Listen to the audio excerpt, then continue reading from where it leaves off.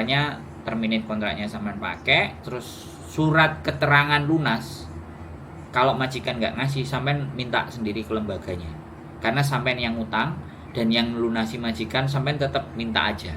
Jadi bukti bahwa sampean sudah melunasi utang sampean, biar nanti kalau proses lagi itu bisa dilampirin. Halo?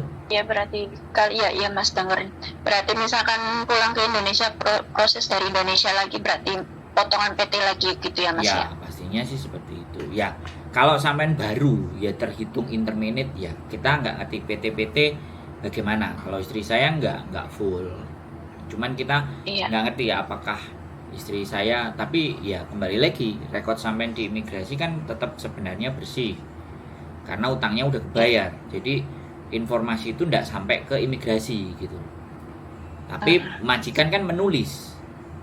Iya Mas, Nah,